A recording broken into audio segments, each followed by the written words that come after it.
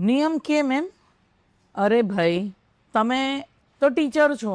તમે અગર તમારા સ્ટુડન્ટને નિયમ નહીં કરો, તમે તમારા સ્ટુડન્ટને ડિસિપ્લિન નહીં કહો, તો એ ટાઈમ ઉપર આવશે? એ ટાઈમ ઉપર ભણશે? નહીં ભણે ને.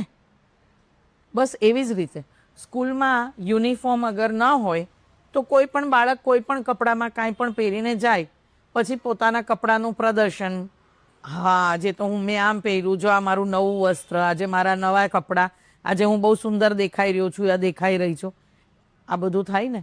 એટલે સ્કૂલમાં પણ યુનિફોર્મ છે. એવી જ રીતે અગર આપણે જો ધર્મમાં નિયમ ન રાખીએ, હવે મંદિર મારું ત્યાં છે, હું અહીંયા આમ આરામથી સૂતા સૂતા મારા ભગવાનનું મેં નામ લઈ લીધું.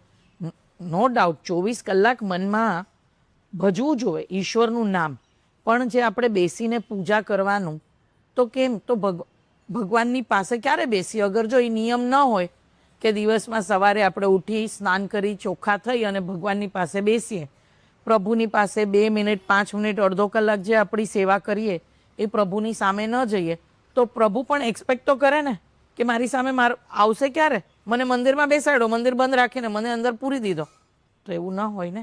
એટલે જો નિયમ રાખીએ કે ભાઈ સવારે ઉઠીને સ્નાન કરીને ભગવાનને ઉઠાડવાના, ભગવાનને ભોગ ધરવાનો, ભગવાનની આરતી કરીએ, આપણે દીવો કરીએ, એમને સ્નાન કરાવીએ, વસ્ત્ર બદલીએ, આ બધું અગર ન કરીએ તો પછી એમને આપણે મળીએ ક્યારે? એટલે આ નિયમ ન હોય તો કોઈ એને પાળે નહીં.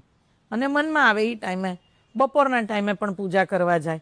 હા, હું ક્યારેક છે મારો બી સ્વભાવ, હું થોડોક નિયમમાં છૂટ ક્યારેક લઈ લઉં છું. હું પણ કોક વખત આમ સાંજના મને મન થાય એટલે હું સાંજે કથા વાંચવા જાઉં છું. પણ એવું ન હોય. ઈશ્વર આપણી રાહ જોવે. જેમ આપણે એમ કહીએ કે ઘરમાં વડીલ છે, એની પાસે આપણે જઈને એમને એમ કહીએ કેમ છો મમ્મી, કેમ છો પપ્પા, બા કેમ છો, તો એ લોકો કેટલા ખુશ થાય છે.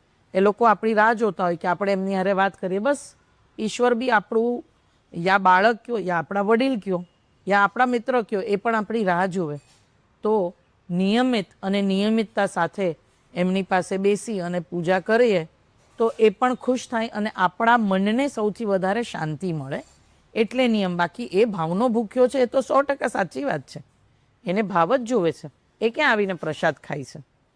પણ આપણે નિયમિત જો રાખીએ ને તો એ ટાઈમે આપણી વાટ જોવે. એટલા માટે